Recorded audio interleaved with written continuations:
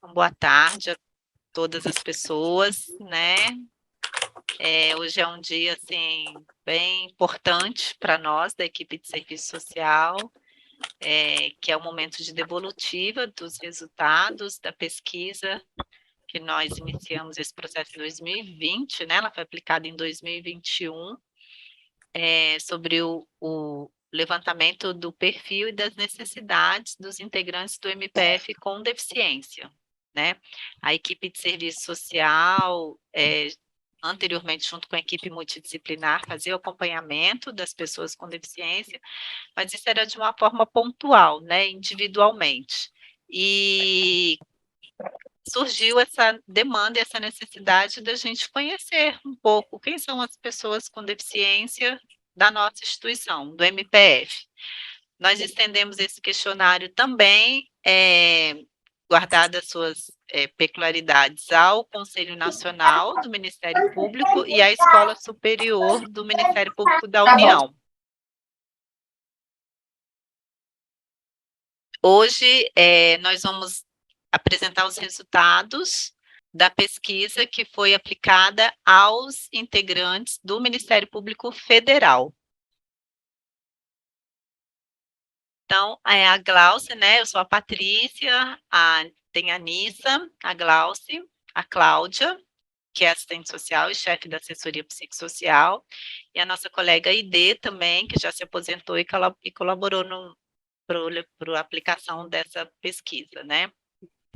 Então, fiquem à vontade, a sugestão é que a Glauce faça a apresentação da pesquisa, e vocês podem fazer as perguntas no chat, ou também guardar para após a pesquisa, caso alguém queira fazer a apresentação, caso alguém queira fazer alguma colocação, alguma observação, né? Estaremos abertos aqui para um bate-papo. E obrigada pela presença de todos. Glauce, com você. Vou compartilhar aqui a apresentação, torcendo para dar certo, porque essas questões sempre são um desafio para a gente. Vocês conseguem ver a apresentação? Sim. Tá, pronto. tá ótimo. Tá em tela cheia? Sim. Pronto. Bom, a gente vai começar dizendo qual é o objetivo desse encontro, né? O objetivo desse encontro é devolver as informações colhidas nesse estudo especificamente, né, nessa pesquisa especificamente, aos usuários. Essa é uma nomenclatura bem própria do serviço social, né? Nós chamamos de usuários dos nossos serviços, né? No sentido de que estes possam usá-los para o fortalecimento dos seus interesses. Essa é uma previsão do nosso Código de Ética Profissional. Então, todas as vezes que a gente faz uma pesquisa, a gente tem não só a gente, né, eu acho que todo pesquisador e pesquisadora tem essa obrigação de devolver os dados colhidos, né, então o objetivo desse nosso encontro é dar essa devolutiva. A gente fez isso de outras formas, a gente divulgou a pesquisa, disponibilizamos, né, mandamos o link para as pessoas com deficiência, por e-mail também, mas eu acho que toda forma de divulgar essa informação, e por meio de apresentação para quem não teve tempo de ler, né, é também uma outra maneira da gente publicizar isso. Essa pesquisa foi desenvolvida em parceria com a Comissão Permanente de Inclusão do Ministério Público Federal, né, com o objetivo de assegurar o exercício dos direitos individuais e sociais. Vou tentar cuidar do ritmo aqui, porque podem ter pessoas usando a legenda, né, do Zoom. Então, tem esse intuito de assegurar o exercício dos direitos individuais e sociais dos integrantes com deficiência do MPF, a fim de otimizar os meios adequados de trabalho e de condições de acessibilidade, conforme previsto na Lei Brasileira de Inclusão, né? Então, uma maneira da gente assegurar esses direitos.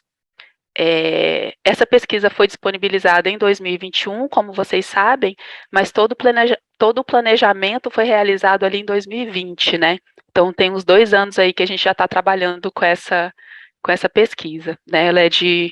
Ela tem um porte grande e ela mobilizou bastante a gente. Foi uma pesquisa realizada em nível nacional, né? É um estudo inédito realizado no Ministério Público Federal E quando a gente começou a analisar os dados, né, quando a gente começou a fazer o levantamento bibliográfico para fazer a análise, a gente percebeu que existe uma escassez de produção científica, né, com relação ao tema proposto, que é levantamento de necessidades e perfil das pessoas com deficiência no campo do trabalho. Então, a gente percebeu essa escassez e essa necessidade de fazer cada vez mais trabalhos nesse sentido. A gente quer destacar também que houve a participação de integrantes com deficiência, respeitando o nada sobre nós sem nós, né? Então, tanto na versão preliminar, primeira versão do questionário, ela foi encaminhada para algumas pessoas com impedimentos nas funções e estruturas do corpo diferentes, né? Para a gente tentar analisar dificuldades diferentes, demandas diferentes. Então, a pesquisa foi encaminhada, as perguntas foram encaminhadas para algumas pessoas, a versão preliminar do formulário, para saber se o Google Forms, que foi o que a gente escolheu, se ele era acessível, e o relatório final também. Antes da disponibilização, a gente tem duas versões, né? Eu não sei se na notícia da SECOM vocês conseguem ver as duas versões. Tem uma versão que a SECOM chamou de versão revista, e tem uma versão que é um arquivo, digamos assim, né? Um arquivo comum mesmo, né? As duas são em PDF, mas a segunda em texto corrido. Então, a gente disponibilizou as duas para o caso da versão em revista não ser tão acessível, para todos e todas e todes terem acesso, né, a um relatório acessível, e a gente espera que tenha sido assim. Sobre a estratégia de coleta de dados, a gente utilizou, como eu já falei, né, um questionário estruturado, desculpa, a partir de formulário do Google Forms, contendo 31 perguntas. Esse instrumento, né, esse questionário, ele foi composto de duas partes. A primeira abordou os dados sociodemográficos, que é o que a gente chama de perfil dos participantes, e a segunda foi o levantamento em si das necessidades, né, relacionadas ao ambiente de trabalho. A gente solicitou à ASTEC, que fica na gestão de pessoas, a relação dos integrantes, que são servidores e membros com deficiência da instituição. Esse material foi disponibilizado em formato de planilha, e nele constavam 323 integrantes do MPF com deficiência. Quando a SECOM divulgou essa pesquisa, 14 pessoas que são pessoas com deficiência e que não constavam nessa lista da ASTEC solicitaram para a gente o questionário, né, para que elas pudessem participar também. Então, a gente encaminhou para essas pessoas e foram totalizados 337 potenciais participantes, né? Esse é o nosso 100%. E desses, 195 responderam efetivamente ao questionário, o que corresponde a 57,9%. Vamos arredondar aqui para 60%, né, de adesão à pesquisa. O gráfico que eu estou apresentando, o slide que eu estou apresentando agora é um gráfico em formato de pizza, né, que mostra esse percentual de adesão à pesquisa. Ele é em formato de pizza, azul e laranjado, e nele está constando, né, que 42,1% dos questionários não foram respondidos e 57,9% dos questionários foram respondidos. Com relação aos tipos de deficiência, em relação aos tipos de deficiência, das pessoas que responderam ao questionário, 50% possuem deficiência física, 31% deficiência visual, 15% deficiência auditiva e 4% são pessoas com deficiência múltipla, né? Mais de um tipo de deficiência. Outros estudos, né, fazendo essa comparação com outros estudos nessa mesma linha, né, constataram a prevalência de deficiência física entre as pessoas com deficiência no mercado de trabalho, né? Então, essa questão da deficiência física como maioria no mercado de trabalho, ela aparece em outros estudos. Com relação às demais deficiências, há variações, né, de um lugar para outro. Com relação ao sexo das pessoas que responderam, eu estou com um gráfico aqui de pizza também, e nesse gráfico consta, né, que 60% em azul das pessoas que responderam à pesquisa são homens e 40% são mulheres, está em laranja esse dado. Tais números, esses números que a gente obteve, corroboram os dados do censo do IBGE, não novo, né? A gente está ansiosa por ele. Onde a população economicamente ativa de homens que declararam deficiência é de 60%, enquanto a de mulheres é de 40%. Essa realidade demonstra que mulheres com algum tipo de deficiência possuem mais dificuldade para adentrar ao mercado de trabalho do que os homens. Então, está de acordo com o que a gente vê em outros espaços também.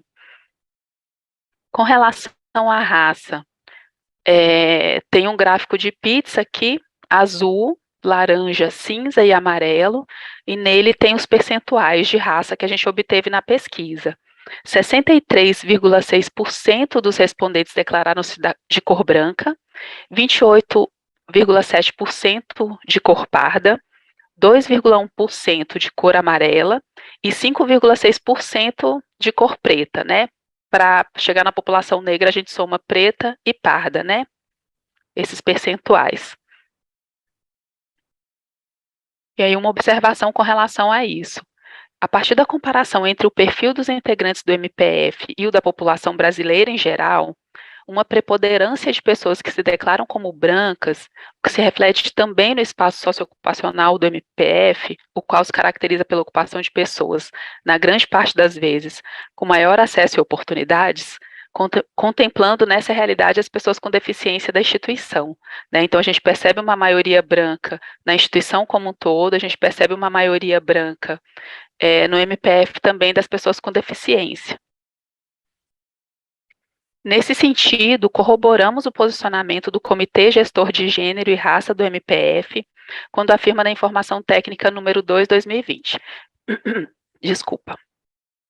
Os dados da ficha de perfil evidenciaram que o quadro funcional do MPF não reflete a composição da sociedade brasileira, que é majoritariamente feminina, de acordo com o IBGE em 2018, 51,7%, de pessoas negras, somadas pretas e pardas, né? Pardas 46,5% e preta 9,3%, indicando a relevância de identificar as normas e práticas que criam obstáculos ao acesso equitativo.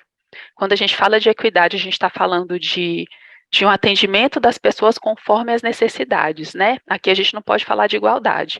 Se as pessoas têm necessidades diferentes, elas precisam ter as necessidades atendidas de maneira diferente, né? Quem tem mais necessidades, né? Ela demanda mais atenção muitas vezes e vice-versa. Então a gente precisa falar de equidade aqui.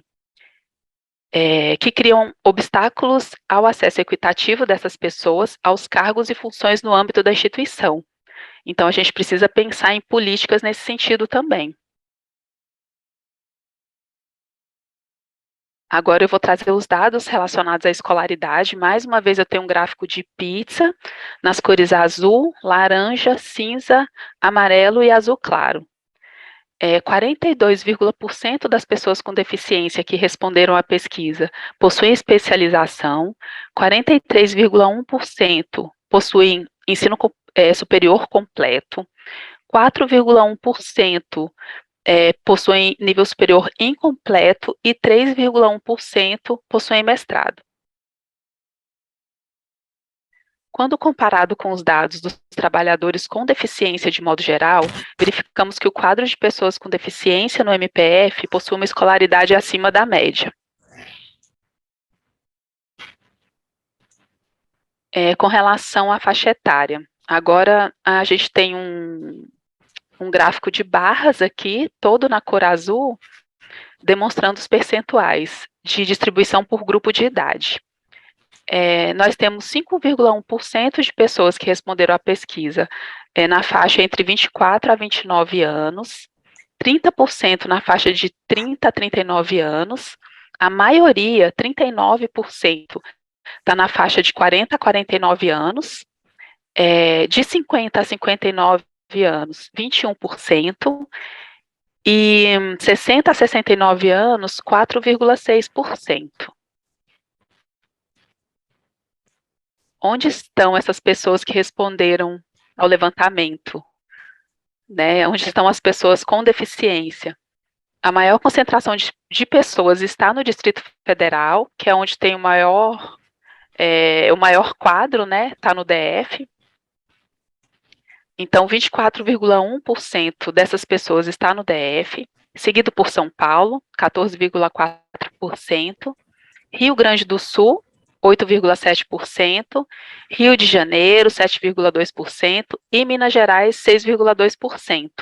O gráfico aqui de barras, ele contém outros estados, a gente trouxe aqui só os dados por escrito da maioria, né, dos estados que contam com mais pessoas, mas o gráfico ele traz outros estados, né, dá para ter uma noção de como está essa distribuição. Com relação ao cargo, a maioria ocupa o cargo de técnico do MPU Administração, 62,6%, seguido do cargo de analista do MPU Direito, que é 28,7%, né? A gente tem um gráfico aqui de barras também, azul, demonstrando isso, né? Demonstrando que técnico administrativo está lá em cima, com 62,6%, seguido de analista do direito. Aí a gente tem outros analistas, outros técnicos, né? Procurador da República e requisitado em menor número. Com relação à função comissionada, desculpa, gente, 37,4% das pessoas que responderam informaram exercer função comissionada ou cargo em comissão. Vou tomar uma água aqui, só um pouquinho. Uma análise que consta lá no relatório, que existe a possibilidade que esse percentual tenha relação com a disponibilidade. Vou pedir licença para vocês rapidinho.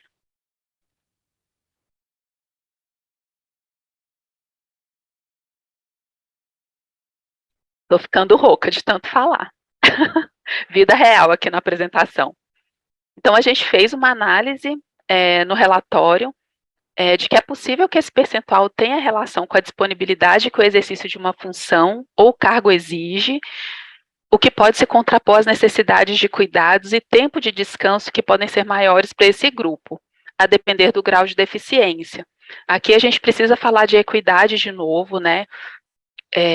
No sentido de que a gente espera que a instituição tenha um olhar, né, para essas pessoas, no sentido de entender que às vezes elas precisam de intervalos, de tempo de descanso, mas que elas são capazes também de assumir cargos de chefia.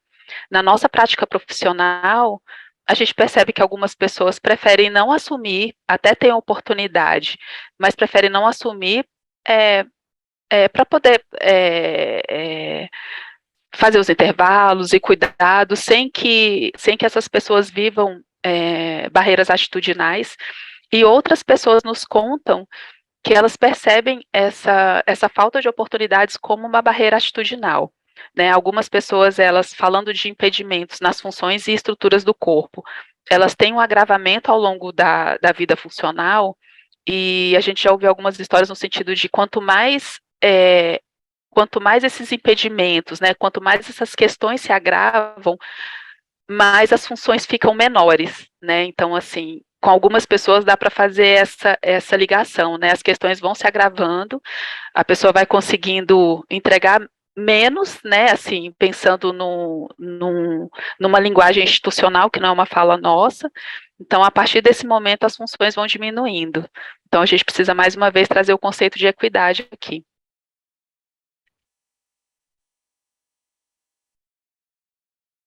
Com relação ao trabalho,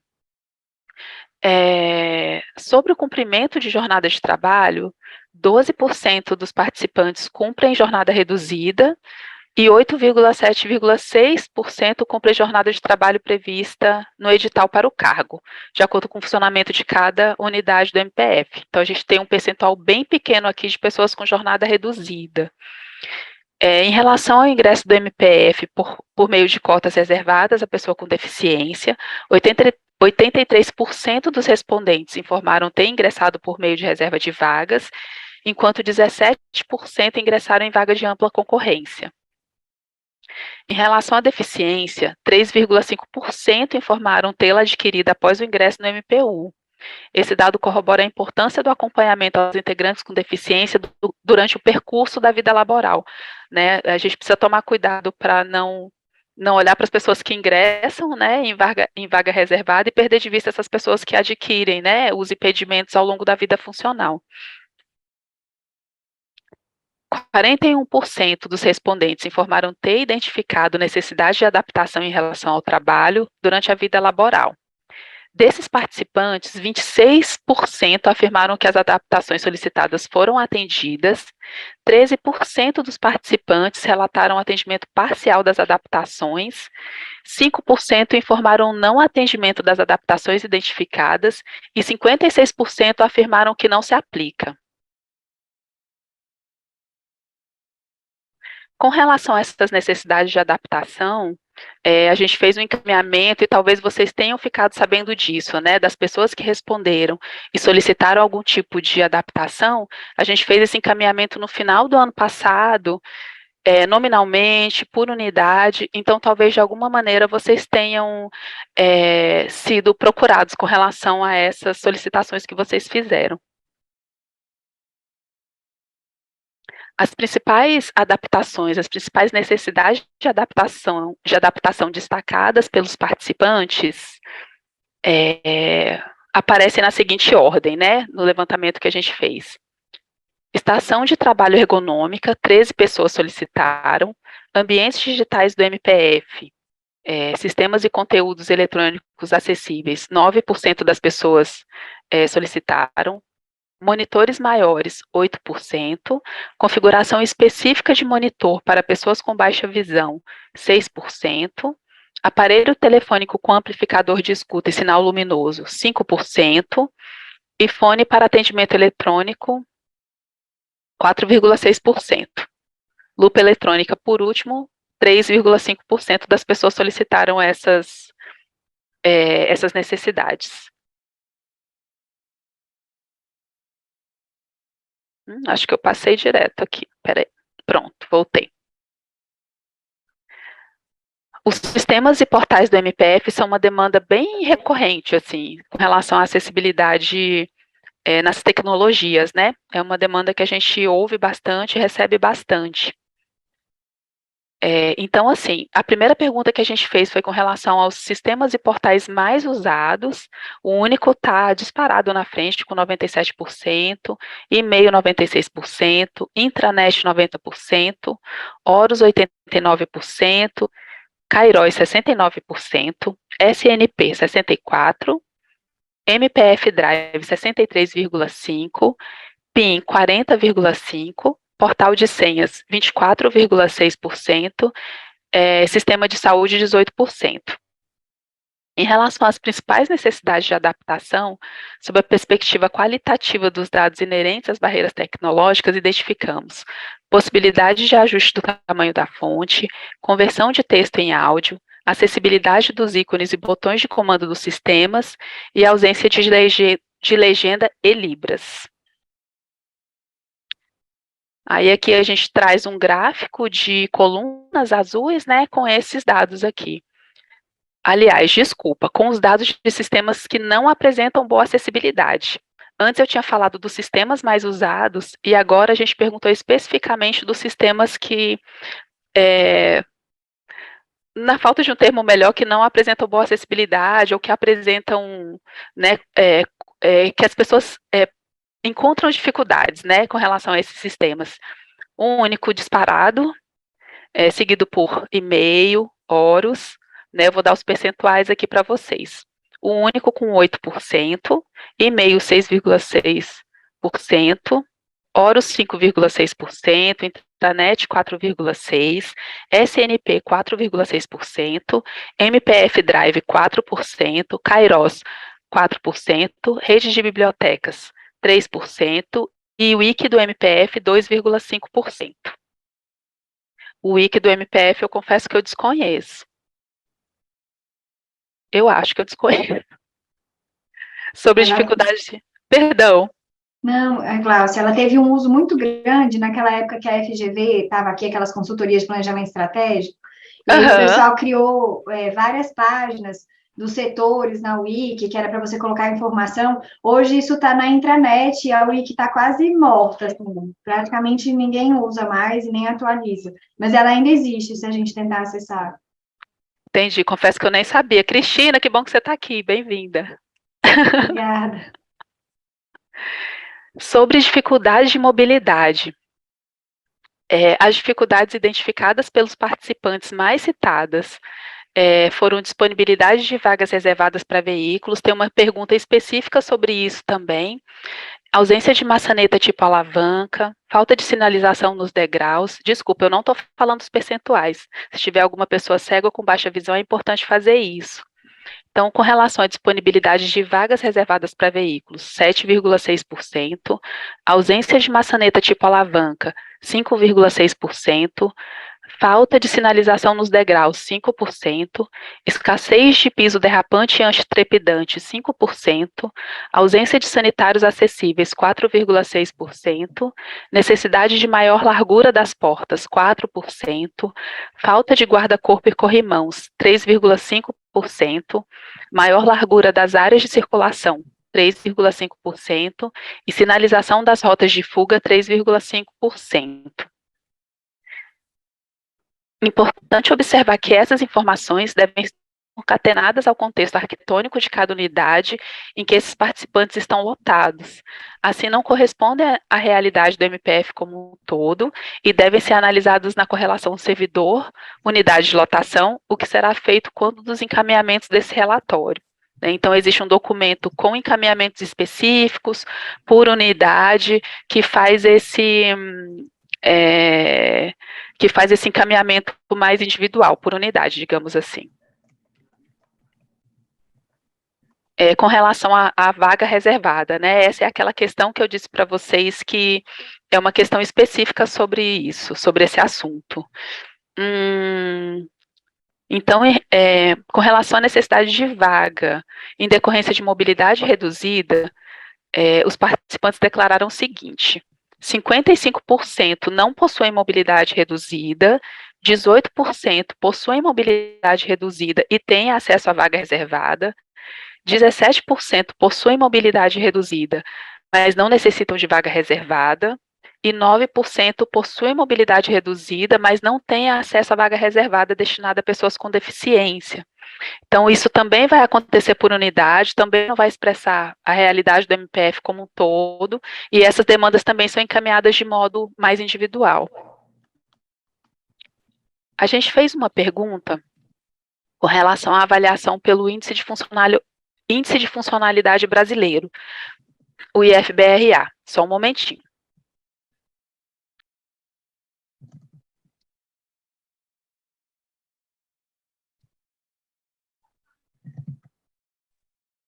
O IFBRA é um instrumento que a medicina, no âmbito do MPF, a medicina e o serviço social usam esse instrumento para fazer a avaliação do grau de deficiência.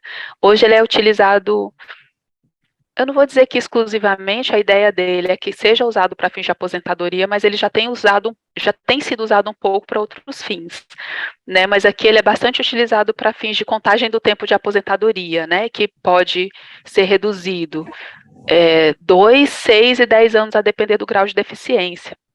Então, a gente perguntou se as pessoas passaram por essa avaliação, e a gente teve os seguintes resultados. 74% afirmaram que não passaram por avaliação, percentual bem grande, 17% que não sabiam do que se tratava, e 9% dos pesquisados responderam que fizeram a avaliação. Esses dados revelam a necessidade de campanhas informativas a respeito do tema, com a finalidade de oportunizar o acesso de direito à contagem diferenciada para fins previdenciários, que contempla a pessoa com deficiência a depender do grau de classificação da funcionalidade.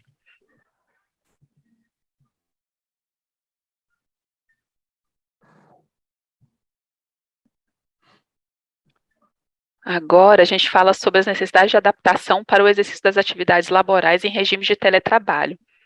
Como a gente fez... Você tá rodado. Como é que foi? A gente tem o microfone aberto, eu acho. É 50. Os outros, né? Pronto. Com relação às necessidades para o exercício das atividades laborais em regime de teletrabalho, e a gente fez essa pergunta porque a gente elaborou e disponibilizou esse levantamento em plena pandemia, né? Então, a gente achou que e é uma situação que se mantém, né? Então, a gente achou importante fazer um levantamento sobre isso. Foram abordadas possíveis necessidades de adaptação para o exercício das atividades laborais em regime de teletrabalho e a cessão por parte da instituição de equipamentos imobiliários para a realização do trabalho. 65% dos participantes informaram não precisar que a instituição providenciasse qualquer adaptação, visto possuírem seus próprios equipamentos imobiliários necessários para a realização do trabalho. 12% informaram que necessitaram, e a instituição forneceu ali em 2021. Nessa realidade, estava praticamente todo mundo em casa ainda, né? Já para 13% da instituição, 13%, desculpa, das pessoas, daqueles que necessitavam de equipamento ou mobiliário, a instituição os forneceu parcialmente. E 10%, apesar de necessitarem de equipamentos e ou mobiliários, esses não foram fornecidos pela instituição. Sobre esse assunto, a portaria de teletrabalho, ela incluiu ali ela foi sendo modificada, né? Ela vem sendo modificada ao longo do tempo. E ela incluiu uma redação ali no sentido de que é responsabilidade da pessoa, né, quando ela aceita o teletrabalho, é responsabilidade dela providenciar os equipamentos, mas eu não me lembro quais são os termos que vêm depois, mas a instituição, ela deixa uma abertura para uma negociação nesse sentido, e eu acho que em algumas unidades, algumas pessoas conseguem fazer essa negociação. Eu imagino que agora seja mais difícil, porque a gente está no regime híbrido, né? Então, eu acho que no momento em que estava todo mundo em trabalho remoto, talvez essa questão dos equipamentos fosse uma questão mais fácil, digamos assim. Mas a gente entende que ainda existe essa possibilidade e a gente entende que existe espaço para essa discussão também. Com relação a barreiras atitudinais, uma pergunta específica com relação a isso.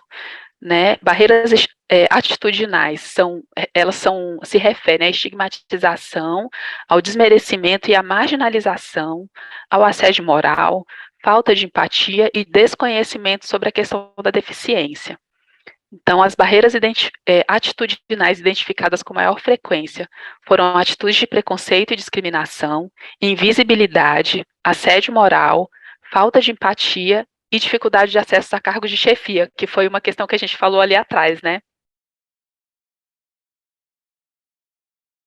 Com relação às sugestões, críticas e elogios, foram questões abertas, né? As sugestões, críticas e elogios apontados foram necessidades de cursos, campanhas e eventos de informação e sensibilização sobre a condição de deficiência. No que se refere à acessibilidade arquitetônica no MPF, foram feitas muitas críticas, mas também alguns elogios, o que demonstra a diferença da realidade das unidades, né? Isso realmente vai ser uma questão que a gente não vai conseguir falar do MPF como um todo. Foram mencionadas como sugestões relativas a pessoas com deficiência, necessidade de acompanhamento e avaliação sistemáticos, importância de realizar ações de integração e olhar diferenciado para os processos de trabalho. Sobre encaminhamentos, né? Os encaminhamentos que já foram realizados até aqui. Solicitação de contratação do recurso de legenda em tempo real, estenotipia e audiodescrição. A gente tinha planejado um evento no ano passado e a palestrante ela solicitou esse recurso. Então a gente entendeu que a gente descobriu que a instituição não dispunha desse recurso e solicitamos não só para o evento, mas para todos os eventos, né? A gente sabe que o Zoom está disponibilizando a legenda, mas não é por estenotipista, né? Esse é um recurso diferente de uma pessoa que digita em tempo real. Encaminhamento das necessidades de adaptação identificadas individualmente à Secretaria-Geral, que, por sua vez, distribuiu as demandas para as unidades cujos servidores apontaram necessidade de adaptação de ordem arquitetônica, ambiental, comunicacional e tecnológica, e que impactam sua vida laboral. A gente fez um encaminhamento ali principalmente relacionado a equipamentos no final do ano passado, como eu já disse para vocês, né? E eu imagino que isso tenha chegado a vocês de alguma maneira. Encaminhar relatório à secretaria, fizemos isso, encaminhamos o relatório à STIC, destacando as demandas referentes aos sistemas e portais disponibilizados pelo MPF, que não apresentam boa acessibilidade, né, no qual as pessoas demonstram dificuldades. Encaminhar o relatório à Secretaria de Engenharia e Arquitetura, identificando as dificuldades de mobilidade nas dependências das unidades do MPF. Bem recentemente, recentemente mesmo, essa semana, foi encaminhado um documento para a CEA apontando por unidade, né, essas questões. Encaminhar o relatório à Secretaria de Segurança Institucional, informando as unidades identificadas pelos respondentes com carência ou ausência de vagas reservadas às pessoas com deficiência no estacionamento interno das unidades. Esse documento também está pronto e já está sendo encaminhado sobre vagas. Glaucia, a questão das vagas também veio para a CEA ou vocês estão mandando só para a segurança? Só para segurança. Para vocês é interessante também, Cristina? É porque tem que, às vezes, eles marcam umas vagas inclinadas, ou não tem aquela faixa que precisa do espaço para o cadeirante descer e se organizar, que ele precisa de uma vaga mais larga, né? Aí essa parte do serviço meio que é da gente. Então, se vocês puderem mandar cópia desse da segurança para a gente, para conhecimento, se a gente precisar interferir, se não for só marcar, a gente já faz isso junto. Ai, que ótimo. A Secretaria de Segurança tem papel também, Cristina? Tem, na demarcação. Pronto. Mas, assim, pode mandar para eles, mas manda uma cópia para a gente, que se precisar trabalhar junto, a gente já se organiza. Vamos fazer isso. Tá aqui nos encaminhamentos agora, Cristina. Tá, combinado.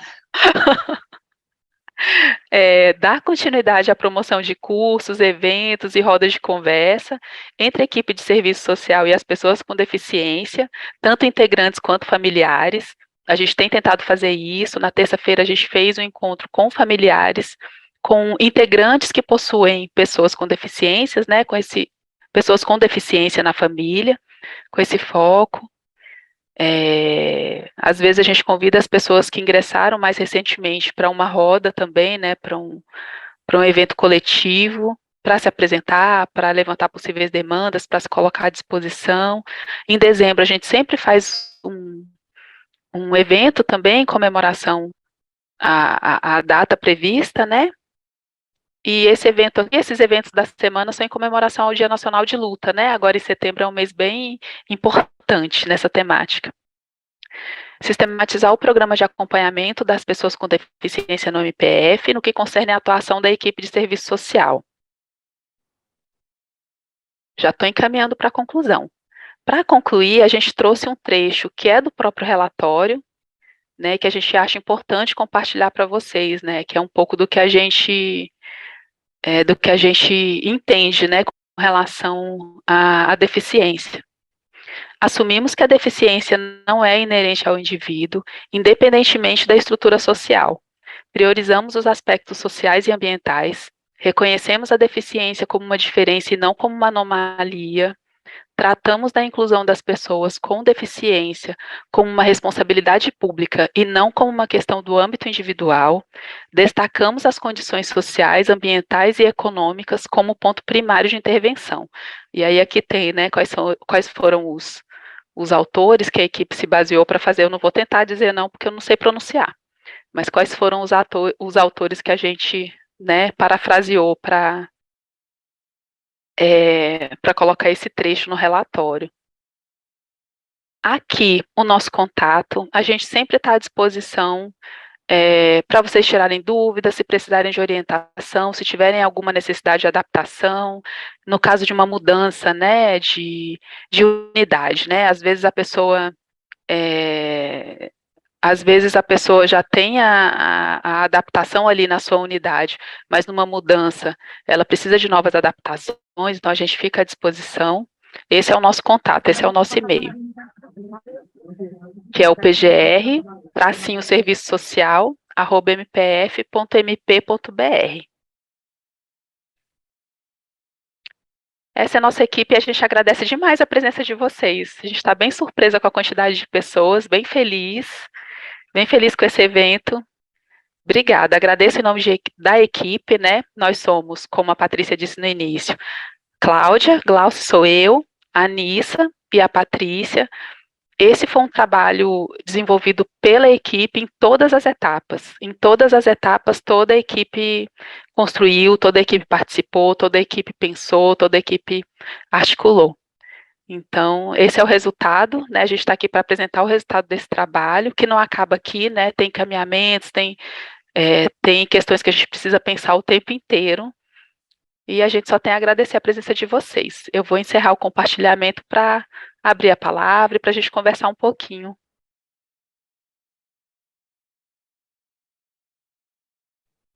Glauci, a Thaís falou que ela começou já a ler o relatório, ela elogiou, e ela também trouxe uma questão perguntando sobre vaga reservada. Isso aí, não sei se a gente vai saber responder. Ela pergunta se a vaga reservada é só para pessoas com deficiência.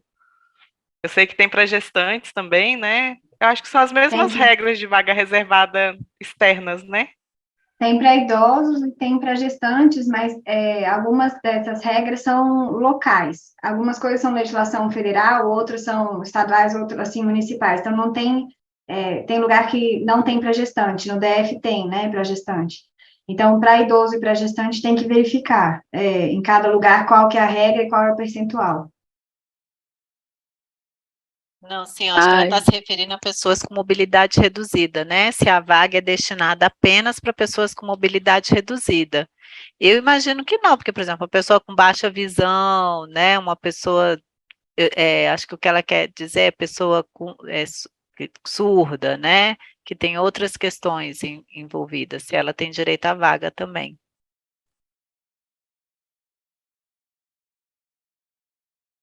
Entendeu, Cristina? Entendi. Agora, eu não sei te dizer, para ser bem sincera, quais exatamente são os casos que se enquadram. Se ela puder colocar o e-mail, eu posso procurar aqui e responder, eu mando por e-mail depois.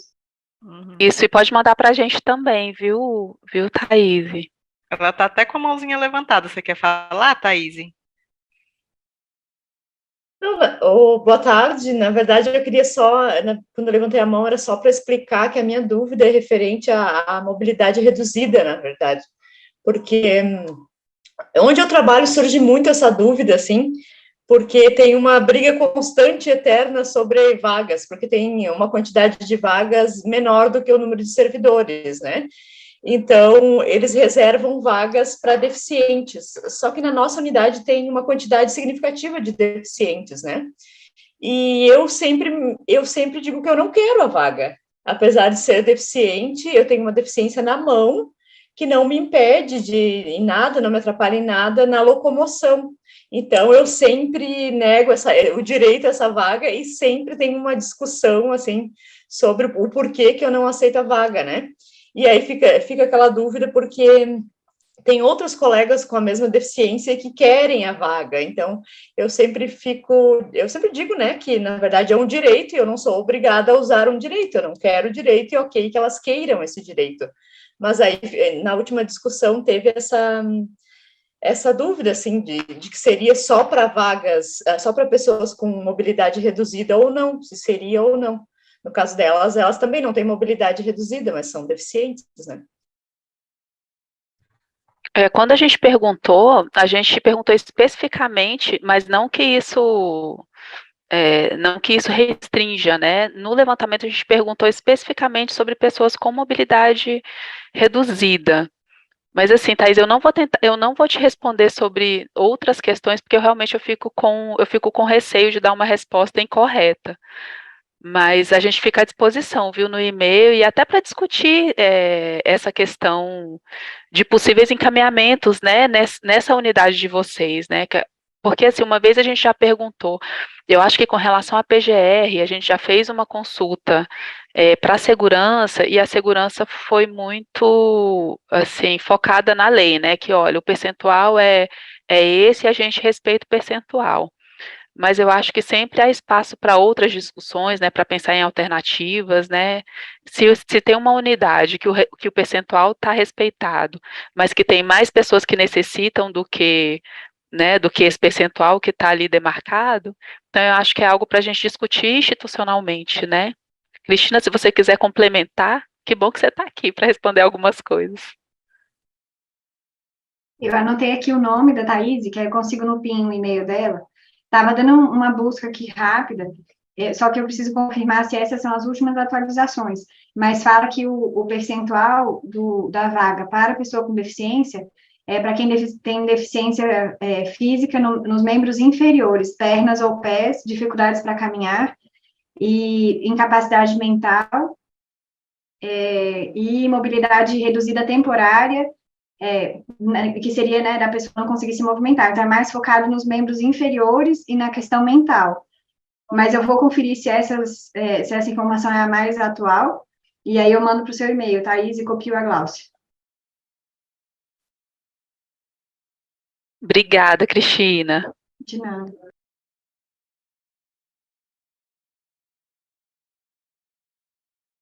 Não sei se o Gláucia, Ricardo Ricardo quer falar, né? Você quer se Isso. colocar, Ricardo? Ou a gente só lê aqui o que você escreveu no chat?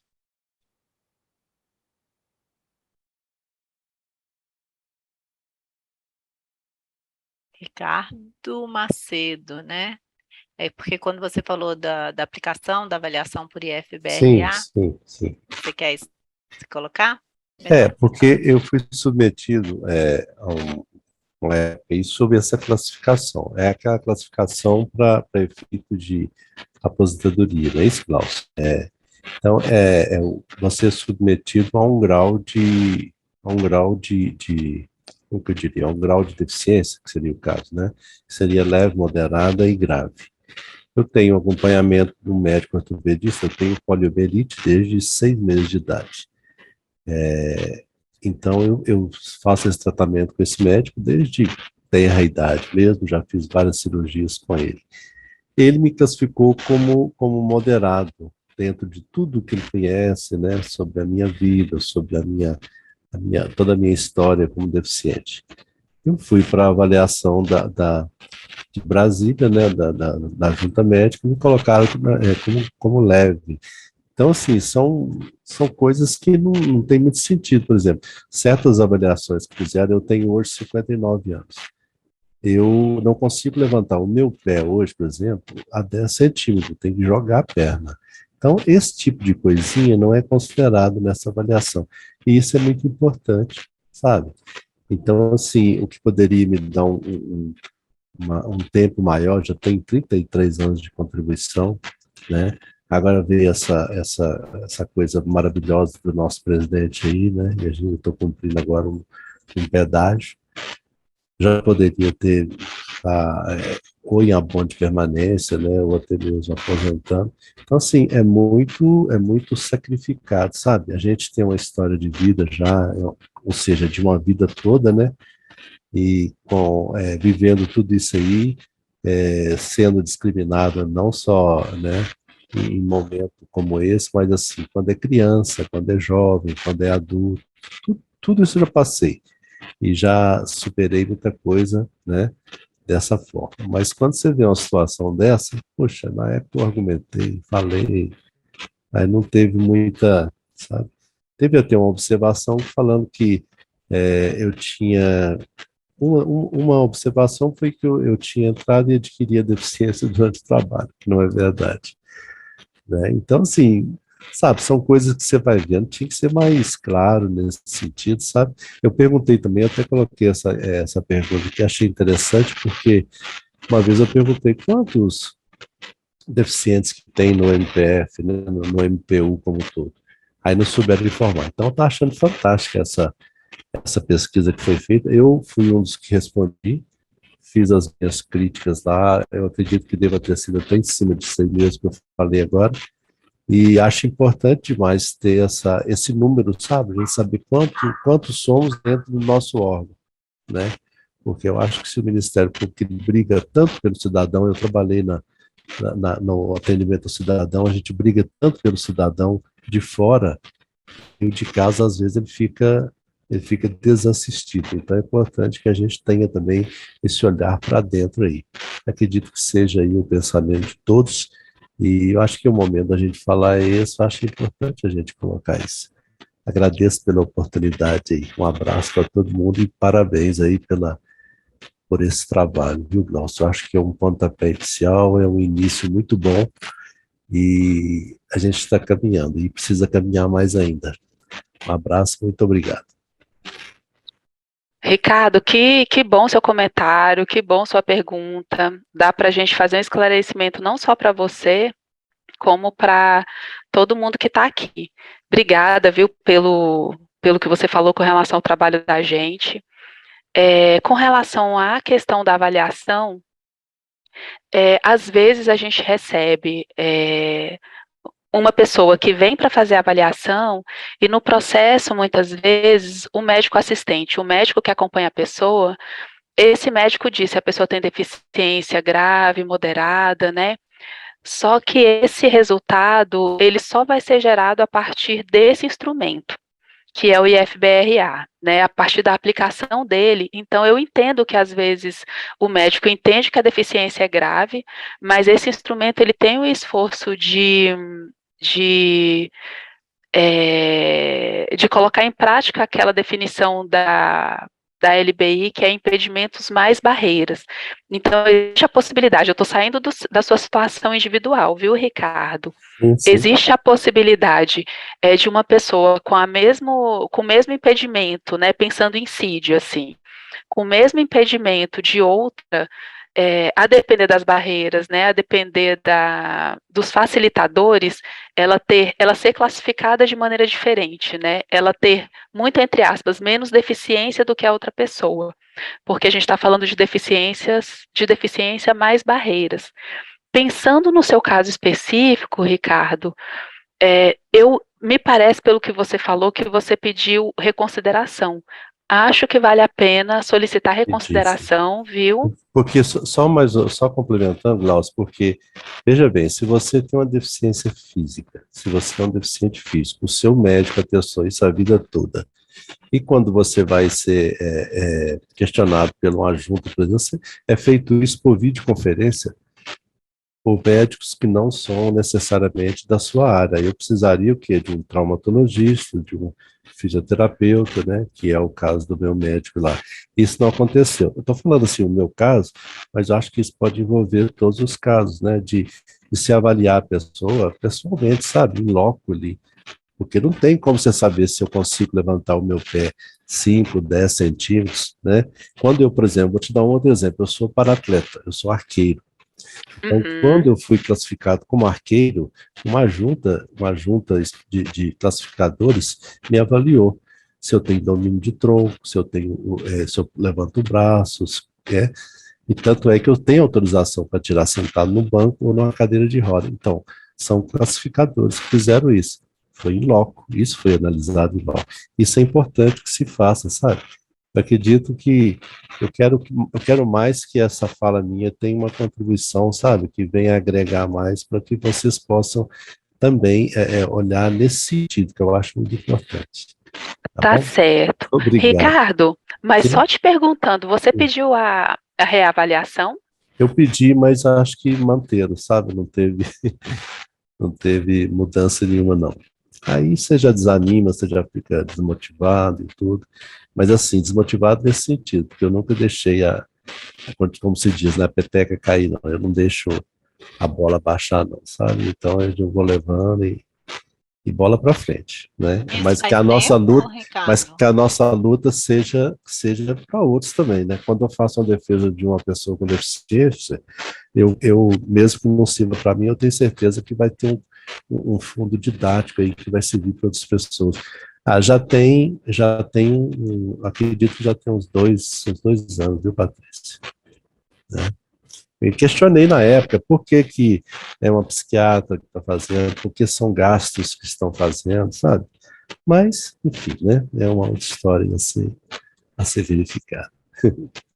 Assim, eu acho, sem me estender muito, né, mas assim, eu acho que vale a pena, né, a gente pode ver como é que fica essa questão de um pedido de reavaliação.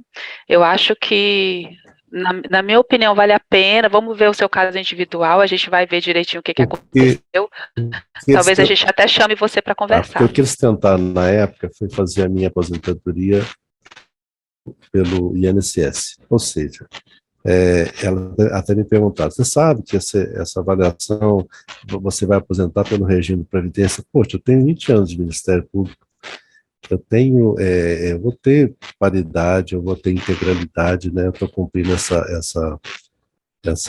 esse pedágio aí até mesmo por isso, porque como que eu tenho condições de você aposentar hoje pelo regime da Previdência, no nosso específico, né? Então, aí nesse caso aí, eu não quis tocar não, sabe? Pelo regime da Previdência, não. Mas em relação porque eu acredito também que se fosse considerar o meu grau como moderado, eu já tinha tempo para aposentar antes da reforma da Previdência, diga-se de passagem, né? Não tinha saído ainda a reforma da Previdência. Eu já teria tempo para aposentar e já estaria em abono de permanência também. Mas é isso, obrigado pela oportunidade. Obrigada a você, Ricardo. E a gente deve te procurar depois. Estou às ordens.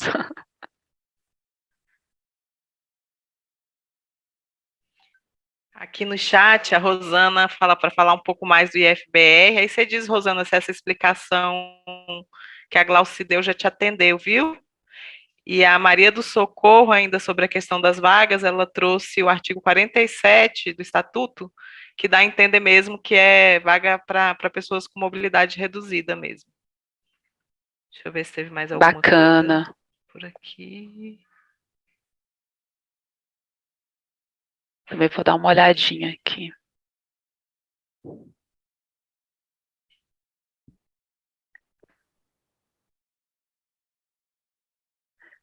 Estou vendo que estão perguntando sobre como proceder para fazer a avaliação, né, do IFBR. Esses dias a gente precisou orientar uma pessoa, deixa eu ver o nome da pessoa que perguntou. Deixa eu olhar aqui o chat. É o Mariano, né? O Mariano perguntou como proceder. Via requerimento, Mariano, para a gestão de pessoas local, né? No caso aqui, quem é da PGR faz o requerimento para a SGP, quem é de outras unidades faz o requerimento para a gestão de pessoas local, pedindo, né, avaliação de grau de deficiência para fins de aposentadoria. Não existe um modelo no único, né, desse requerimento, então ele é meio elaborado a mãos livres, assim, né? E aí, a partir daí, a SGP vai dando encaminhamento, né? Encaminha para junta médica oficial, que é quem inicia, né? O IFBR, ele é um instrumento que é utilizado aqui, né? Em alguns lugares vai medicina, serviço social e psicologia. No Ministério Público Federal, especificamente, a avaliação é feita por médicos e por assistentes sociais.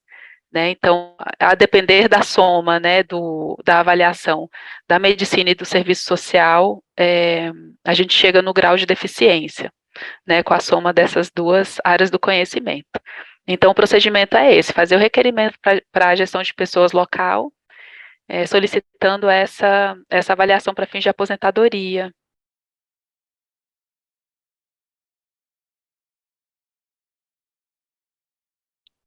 Mariano, você está perguntando se tem alguma portaria, né? Eu sou péssima com números de leis. Eu não sei se é a IN 142 que fala dessa avaliação para fins de aposentadoria e tem uma outra normativa. Mariana, eu vou anotar o seu nome e te mando tudo, viu?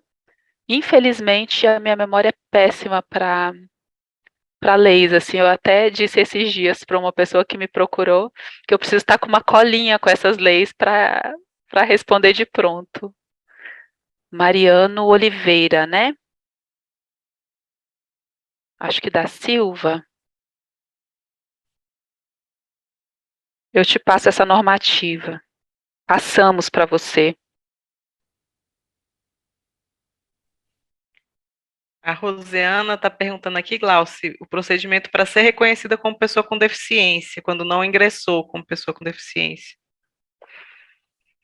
É via SGP também. Rosana, né? É só fazer um requerimento que é único, né, para a SGP, e a SGP encaminha todas, tem que passar por essa avaliação pela junta médica, e aí com a apresentação. Então, entra no único, naquele modelo de requerimento, né, faz um requerimento ali via único mesmo. Nem sempre precisa passar, não é necessário passar pela SGP local, não. O próprio servidor, a servidora pode fazer diretamente via SGP. Estou anotando o seu nome aqui, Rosana, porque essa é uma informação também que a gente já teve que orientar umas pessoas. Então, se tiver alguma complementação, alguma coisa, a gente também entra em contato com você. Porque tem um setor específico dentro da SGP que faz esse reconhecimento, né? A Rosana levantou a mão. Você quer falar, Rosana? Explicar melhor? Quero sim. Boa tarde a todos. Boa tarde. Eu estou requerendo, na verdade, em abril, final do mês de março, abril, eu entrei com requerimento para pedir esse reenquadramento, né, como PCD, pessoa com deficiência, e no mesmo requerimento eu já pedi para passar com a junta médica para contagem de pontos, já aproveitando o requerimento para fazer tudo de uma vez só, vamos dizer assim, né? E quando foi a semana passada, eu passei pela junta médica, né, respondi esse questionário, FBR, né, mas, assim, eu entendi que a questão, assim, da junta, da perícia médica, seria realmente para ver a contagem de pontos para enquadrar, para identificar o grau da deficiência, né? Mas eu estou, assim, em caráter de urgência, requerendo também o reenquadramento, porque eu não concorri como deficiente. Eu entrei em 2000.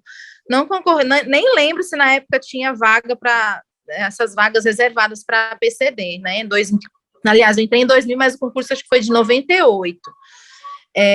Não lembro se realmente tinha, enfim, eu não tinha também tanta informação em relação à questão da deficiência, né, se poderia fazer ou não, enfim, mas eu estou requerendo reenquadramento porque com aquela portaria que saiu em relação ao teletrabalho, quem é classificado como deficiente físico pode requerer o teletrabalho fora do percentual das vagas de teletrabalho do órgão, né? E isso gerou um mal-estar muito grande no setor que eu trabalho, justamente por eu ser deficiente, mas não constar nos meus assentamentos funcionais. Então, não foi concedido, né? Até frisei para a médica na época que eu queria, assim, se fosse possível, né, pelo menos o reenquadramento saísse logo, aí você está dizendo que talvez nem precisasse, né, passar pela avaliação pela junta médica, né, assim, que o reenquadramento saísse logo, por uma questão disso, porque eu já tenho a autorização da minha chefia, né, para fazer o teletrabalho 100%, eu já estava em teletrabalho antes da pandemia, já por questão de saúde mesmo, das complicações que eu tenho por conta da minha deficiência, e só que tá demorando demais. Por isso que eu, assim, queria entender a questão da desvinculação, do reenquadramento para a contagem de pontos. Eu sei que a contagem de pontos é um processo mais demorado mesmo, eu vou passar com a assistente social agora, porque eu já fiz a junta com as médicas, né?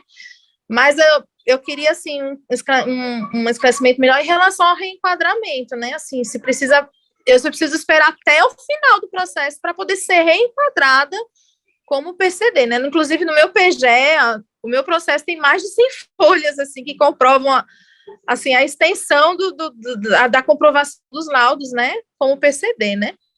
Eu tenho um problema desde que eu nasci, na verdade, né, que que eu já deveria estar exercendo os meus direitos como PCD há muitos anos atrás, né, mas fui atrás mais recentemente mesmo. Rosana, são processos diferentes, né? A questão do grau de deficiência, a gente até fez uma reunião com a SGP, né, Nissa e Patrícia, para tentar entender, e a gente foi informada de que são processos diferentes, né? Uma coisa é é a questão da avaliação do grau de deficiência, outra é a questão do registro, do reconhecimento da deficiência na instituição. Então, assim, a gente vai eu anotei aqui o seu nome e a sua unidade, para a gente entender depois melhor o que está acontecendo, né? Em que momento você está do seu requerimento, se os dois requerimentos estão caminhando, porque a gente entendeu que você já solicitou as duas coisas, né? Então, depois a gente chama você para conversar, para entender o que está acontecendo, tá bom? Eu E para te solicitei realmente orientar. as duas coisas no mesmo requerimento, vamos dizer assim, eu aproveitei, mas acho que eu não fiz bem de ter feito isso. Eu deveria ter pedido o reenquadramento e no outro requerimento ter pedido a contagem de pontos, ter esperado sair o reenquadramento para depois requerer a contagem de pontos, mas eu quis aproveitar o mesmo requerimento, até foi uma colega do mesmo órgão que eu, né, da PRPB, que me orientou e falou, aproveita e já pede a contagem de pontos, né, porque ela passou por esse processo em 2019, antes da pandemia, 2019. E ela disse que, inclusive, para o reenquadramento, ela nem precisou passar por junta, nem nada, parece que ela conseguiu, assim, ela só anexou alguns laudos, encaminhou e foi uma coisa, assim, muito rápida. Então, assim, eu estava muito esperançosa de que o reenquadramento seria rápido também, assim, seria mais fácil e mais rápido. Eu sei que a contagem de pontos é um processo longo, mais demorado, tudo, tem a questão dos questionários, do questionário, enfim, né? Mas o reenquadramento realmente, assim, e para mim, assim, a questão do teletrabalho 100%, como eu falei, né? Eu tenho a autorização da chefia do meu setor e, assim, é uma questão, assim, de extrema importância, porque eu estou indo trabalhar todos os dias, né? E a minha deficiência é baixa mobilidade, baixíssima mobilidade, inclusive. Então, gera um transtorno muito grande para quem, né? Para mim, particularmente, né? Por isso que eu fiz questão de perguntar aqui nessa reunião. A gente vai continuar conversando, para entender direitinho, para saber o encaminhamento, viu, do seu PGEA. Certo. Obrigada pela atenção, viu? Oh, imagina, a gente que agradece a participação, Rosana. É isso.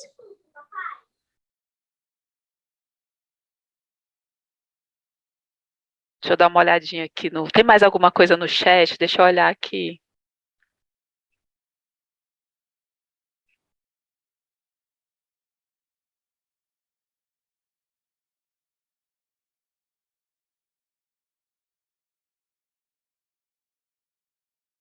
As últimas que eu vi aqui são do Mariano e da Rosana, né? Eu coloquei o nosso e-mail aí no chat, né? Também para as questões individuais. Pode mandar um e-mail para o pgr-serviçosocial@mpf.mp.br, né? Como a Glaucia também colocou no final da apresentação, que a gente entra em contato e marca um atendimento individual, né? Para tratar dessas questões individuais também. Então, vocês fiquem além dessas pessoas que a Glaucia já falou, que nós vamos entrar em contato para agendar, mas também quem tiver qualquer questão individual que queira, que nos sente à vontade para falar aqui agora, manda um e-mail para a gente, que nós retornamos e marcamos um atendimento, tá? Porque para algumas questões a gente precisa entender melhor o que está acontecendo, com calma, ter acesso a, enfim, né, PGE, documentação, seja lá o que for, até para conseguir responder com calma e, né, de uma maneira que realmente possa orientar a pessoa. Sim. Bom, não estou vendo mais nenhuma mãozinha. Acho que a gente pode ir encerrando, Glaucia. Vai ficar gravado. Alguém está perguntando aqui, o Ricardo? No meu computador está escrito aqui que está gravando agora. Gente. Onde que ele fica gravado? Como que eu faço para acessar? Não sei. Infelizmente, hoje a gente não pôde contar com apoio de uma pessoa da TI, era necessário ter pedido. Então, tem muitas questões burocráticas e tecnológicas que envolvem um evento, né, virtual, que a gente não sabe também. Então, hoje, por exemplo, a gente ficou sabendo que nós não pedimos ninguém da TI para estar aqui conosco, né? Então, mais um aprendizado. Patrícia, quem abriu a reunião vai receber o link no e-mail. Aí vocês podem acionar a TI, se precisa subir para YouTube ou divulgar alguma coisa. Quem abre a reunião, quem é o host da reunião, recebe um e-mail depois com o link, onde está na nuvem, aonde você mandou salvar. Ah, tá. Você eu não ou sei, outra eu não pessoa, né? sei, Não sei quem foi que abriu o link, mas quem criou o link da reunião. Tá. Eu acho que eu pedi para salvar no meu computador, porque essa coisa da nuvem, para mim, nuvem é só no céu, gente. Eu não sei onde. Eu Eu morro tô de vendo medo. que tá aqui você como host, então acho que você vai receber o e-mail. Que bom. Ou Temos e-mail ou esperança. arquivo, aí você abre um SNP e o pessoal da TI te ajuda, tranquilo. Tá Ai, ótimo. ufa. Tá no meu computador pessoal. Obrigada. O Raul quer falar? Olá, pessoal. Oi, oi, Oi, Raul. tudo bem? Então, eu li o relatório, né, e estou acompanhando desde o início aqui, e eu queria, aproveitando o final, trazer algo mais para reflexão mesmo do que uma fala propriamente dita. Eu acho que o relatório, as questões colocadas aqui, trouxeram para mim uma coisa que é um desafio nosso como servidor público, mas no caso da pessoa com deficiência, eu acho que também que é essa coisa, né, da segmentação, né, da divisão da deficiência. Ah, eu tenho uma deficiência física, eu tenho, e aí a vaga é para a mobilidade, enfim. E aí, como reflexão, eu fiquei com vontade ao ler o relatório e queria trazer aqui para as pessoas que estão aqui, que têm uma inclinação ou vivem a deficiência, né? Para a gente talvez pensar em alternativas que nos tornem mais interligados, né? Independente da deficiência, seja ela física, intelectual, enfim, que a gente tente criar canais, e aí eu estou falando como pessoa com deficiência, né? Criar maneiras, canais internos até, para que essas trocas sejam mais fluidas entre nós, porque no final das contas, né, a vaga, por exemplo, por mais que ela literalmente seja destinada a alguém com mobilidade reduzida, por exemplo, na literalidade da lei, será que não seria razoável considerar alguém com uma deficiência visual podendo parar mais próximo de uma entrada, né? Então, assim, eu acho que para a gente não cair no mesmo lugar de como essa questão é tratada de maneira geral, talvez aqui no MPF, nós, né, cuidando de casa e um cuidando dos outros, talvez a gente possa ampliar a nossa visão, que eu acho que, inclusive, é um pouco da ideia originária da Lei Brasileira de Inclusão, e começar a nos enxergarmos como corpo mesmo, né? Como pertencentes ao mesmo nicho de pessoas, e talvez tratar essas questões com um pouco mais de coletivismo e não tentando separar, né, por deficiência e tudo mais. É muito mais uma reflexão, talvez, de alguém que sonha muito, mas que com certeza acredita em dias melhores. E concordo, inclusive, com o Ricardo, no sentido de que a gente está caminhando bem, né? Essa reunião aqui, ela é um bom sinal. Essa semana já participei de outros eventos sobre o tema, então, assim, a gente está no caminho certo, mas talvez a gente vai conseguir ir um pouquinho mais longe se a gente se der mais as mãos, ao invés de separar tanto, né? Assim, é isso. Obrigado. E é sempre bom estar com vocês. Eu aprendo muito. Obrigada. Raul, a gente que aprende com você. Só posso dizer que refleti, estou refletindo e vai ficar reverberando essa fala aqui bastante, viu? Não tenho nem muito o que dizer agora, só dizer que eu vou continuar refletindo sobre tudo que você disse, assim, porque a gente tem uma mudança recente, né, no conceito de deficiência, uma mudança recente na legislação, e essas mudanças, eu sempre falo isso quando, em toda oportunidade que eu estou falando sobre deficiência, eu acabo trazendo isso, assim, que mudanças nos normativos não trazem mudanças imediatas, assim, nem de curto prazo, né? Infelizmente, a gente queria que fosse assim, mas elas não trazem essas mudanças na cultura, na sociedade, né? Então, a gente ainda tem legislações que concorrem, né? Legislações com esse conceito de impedimentos mais barreiras, mais legislações que com caráter muito biomédico ainda, né? Então a gente tem, eu sempre percebo isso, que eu preciso me policiar o tempo todo, porque o tempo todo essa ideia biomédica, ela vem, ela está rondando a gente, né? A gente passou muito tempo com conceito biomédico de deficiência, né? E mesmo com essa mudança de legislação, e mesmo com o esforço que a gente faz, mesmo trabalhando com isso, às vezes o risco de dar uma escorregada é bem grande, assim. Então, só agradecer pela sua reflexão, pela sua presença, pela sua participação em tudo que a gente, né, te convida a pensar com a gente. Só agradecer mesmo. Só para complementar a Glaucia um pouquinho, Raul, você falou de espaços mais coletivos, só compartilhar com vocês, quem participou da roda de terça-feira, as pessoas que têm familiares com deficiência que participaram da roda de terça-feira, entre eles próprios, aí pelo chat, eles resolveram abrir um grupo no Zoom para trocarem, né, essas ideias, para se fortalecerem. De repente pode ser, né, um exemplo aí, uma ideia, né, para vocês. E tinha alguém da TI aqui com a gente, desculpa, eu perdi o nome, muito bom saber, e vai ser o representante da comissão. Tá aqui, que bom, viu? Eu vi Bem-vindo. aqui, é Renato Luft. Ai, bem-vindo. Como vocês são bem-vindos à tecnologia também. Renato Luft, Nissa. Que legal.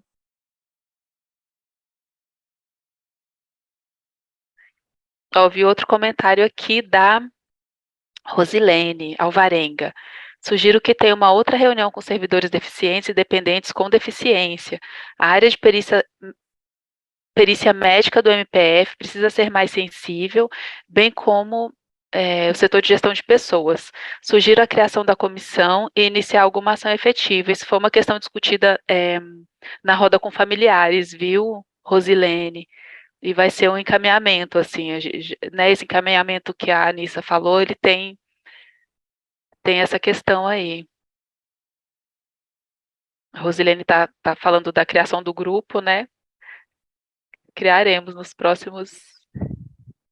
Vamos criar um grupo no Zoom. Estamos esperando a lista, né, de presença, porque a nossa reunião anteontem, ela foi assim, repentinamente, terminou o tempo, terminou a reunião, então a gente não pôde gravar algumas informações, mas a gente vai criar primeiro um grupo no Zoom com servidores, integrantes do MPF que possuem dependentes com deficiência. É diferente né, de servidores com deficiência. Então, talvez vocês também puxarem, não sei se funcionaria bem, qual a avaliação de vocês, mas isso pode ser tratado lá no primeiro grupo do Zoom, né? Umas 2 pessoas aqui, servidores com deficiência, participarem e vocês avaliarem se formam uma comissão só de servidores e familiares que possuem dependentes com deficiência ou se formam 2 grupos, né? E não foi falado aqui, mas existe uma comissão permanente de inclusão no MPF, que atualmente ela está desativada, porque terminou o mandato, então precisa fazer a nova nomeação dos integrantes. A secretaria, acho que a Secretaria-Geral já está acolhendo, né, o nome das pessoas que vão integrar essa comissão, e é uma instância também muito importante para ser acionada, né, para todas as questões envolvendo pessoas com deficiência no âmbito do Ministério Público Federal. Eu acho que ainda esse ano sai a portaria com os novos integrantes.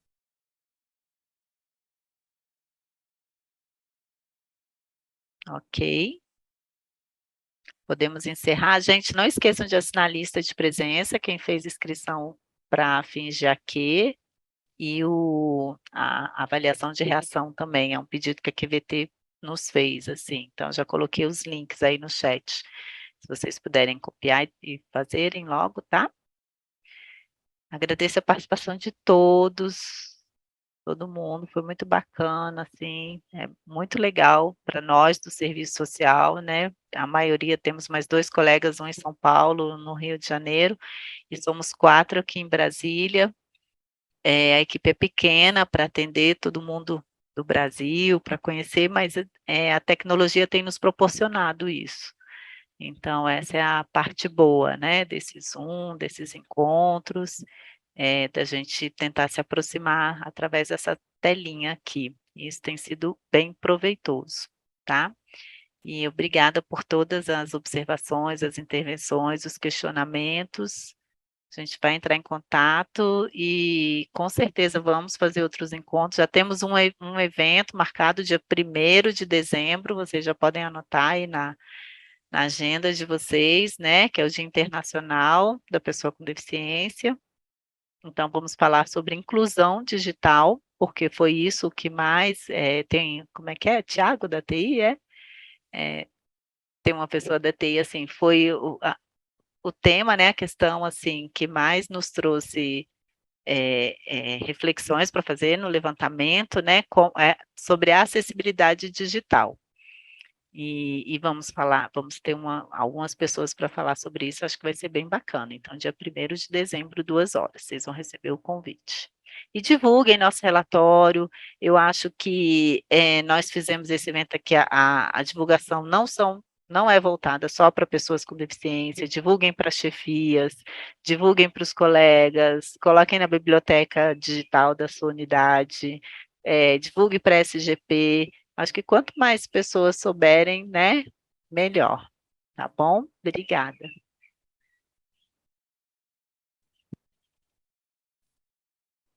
Obrigada, gente. Boa tarde.